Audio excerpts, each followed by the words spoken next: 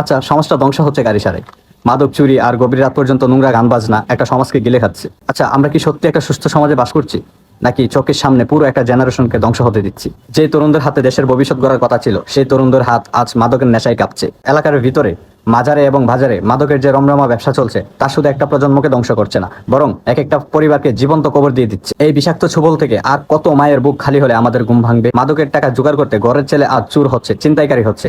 Mobile চুরি, motorcycle চুরি থেকে শুরু করে সাধারণ মানুষের উপর নির্যাতন, কোনো কিছুই বাদ যাচ্ছে না। কিশোর গ্যাং আর এই ছেঁচড়া চুরদের যাতায়াতে সাধারণ মানুষ আজ শান্তিতে ঘুমানোর উপায়টুকু হারিয়ে ফেলছে। আর এই সব কিছুর আশ্রয়স্থল কোথায়? সংস্কৃতির নামে গভীর রাত পর্যন্ত কানের পর্দা ফাটিয়ে উচ্চ শব্দে গান বাজনা, অসুস্থ মানুষের কষ্ট এবং শিক্ষার্থীর পড়াশোনা সবকিছুকে বুড়ো আঙ্গুল দেখিয়ে সমাজের একদল মুরব্বী এবং যুবক মিলে ডিজে পার্টির নামে সমাজটাকে নরক বানিয়ে ফেলছে। এটা বিনোদন নয়, এটা সামাজিক পতন। আজ যদি আপনি নিজের চোখ কান বন্ধ করে রাখেন, কাল এই ধ্বংসের ছায়া আপনার ঘরেও লাগবে। সমাজ বাঁচাতে হলে এই মাদক চুরি এবং অশৃঙ্খলার বিরুদ্ধে এখনই রুখে দাঁড়াতে হবে। সবাইকে সামাজিকভাবে প্রতিবাদ করতে হবে। তাই ভিডিওটি শেয়ার করে সবাইকে সচেতন করে দিন।